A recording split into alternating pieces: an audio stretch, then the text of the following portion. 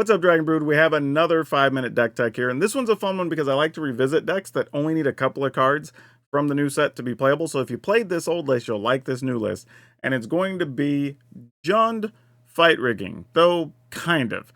Anyway, let's go get to the list. You'll see what I'm talking about. Also, as a reminder, if you'd be so kind, please remember to like the video because that helps other people see it. And if you subscribe, you'll get to see the other 5-minute deck techs as I put them up. And additionally, you'll get to see the actual gameplay footage of a lot of these over the next week while I build these decks and test them.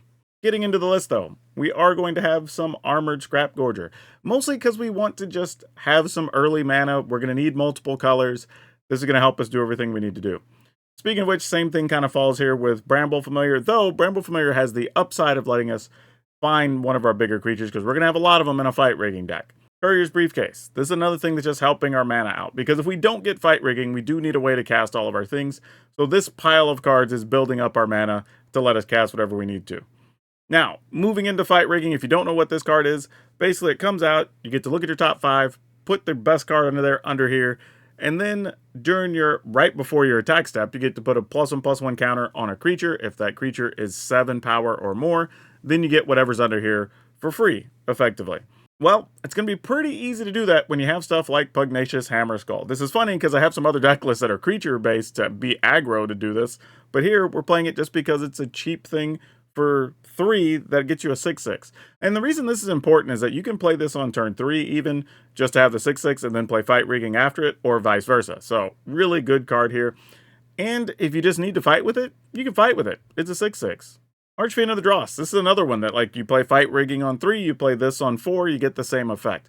Cool part here is it does have a clock that you could kill yourself with, but you rarely ever do. You're able to just attack and kill it. This is one of those cards that, like, if it stays alive, it usually kills your opponent. So rarely are you going to lose to the actual trigger of it, unless maybe your opponent has just a bajillion life, you're not able to kill them for some reason. We are going to play a copy of Beseech the Mirror. This is kind of just another tricky way to get us to a fight rigging. And the other version that we played, this really just made a lot of sense, so we're just going to run it back. And we're going to play Hulking Raptor. This is a new card that is a 5/3 for 4. We're only going to play 3 copies of this. We don't need a ton. But what I like about this card is another way to give us some extra mana. So again, if we miss the fight rigging, we go ahead and play this. And now we have access to more mana to cast these really expensive spells. Moving into some of those more expensive things. trxa. Now, I know this is going to turn some people off because we don't like trxa, but let's be honest here. If you stick an trxa on top of some other big 6/6, or I guess what'll be a 7/7 by then, like, you're already putting a ton of pressure on your opponent, and you're reloading your hand. Probably with another fight rigging and some other really big thing they're going to have to deal with. Breach the Multiverse. This is another card we get to play. Again, you're going to flip enough big things in your yard. You're either probably going to hit an trxa or one of your other big cards, or you're going to get something big from your opponent's graveyard, or both. And then that's even better. And this is another card you could play for free off of the fight rigging. Speaking of which, one of those other big things you can get is a Tali, right? Why not? We can just cast this outright. We can get it off the fight rigging. Because we have the Scrap Gorger and the Briefcase, like, we'll have some lands that we can actually just cast this. So it's not that hard to really even get these creatures into play, even if you don't have a fight rigging. And the backside is actually doable in this list as well. So don't want to turn that down, because we will just kill your opponent with just a big trampling 11/11. We're also going to have a Virtue of Persistence. Now, this is just kind of, some random removal, but realistically, you can play this for 7, again, under the fight rigging. And this is huge, because if one of your other big cards is in the graveyard already, or they killed your monster you got from the fight rigging, well, great. Now you just get to get it back and do it all over again. And then the other card that we played in this list that was from the last set that worked out really well was Thunderus Debut. Now, the way this interacts is because it has bargain. If you already have something like a Courier's Briefcase out, or even just under the fight rigging, you can sack the fight rigging to this with the ability on the stack, and then you get to go get 2 creatures and put them into play. So this allows for some really absurd turns.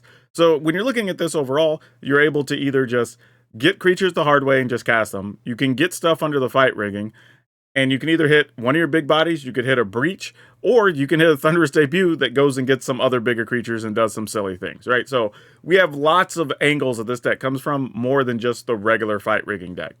Nothing crazy we're going to do with the lands, though we are playing a full set of Restless Cottage, which I believe we played in the old version as well. But the rest of this should just check out to be exactly what you expect. Now, if you want this deck list, it will be down in the description below with, like, blue arrows, just easy to find, and it'll take you to our Moxfield link. If you want to make sure you get all the other 5-minute deck techs or even get to see gameplay of this deck in action, be sure to subscribe to the channel because that'll help make that happen for you. And if you'd be so kind, help me out, just hit the like button and check out our merchandise because we have a bunch of stuff that'll be linked, but this shirt's pretty sweet. But if you want to be ready for standard, be sure to check out the other 5-minute deck techs.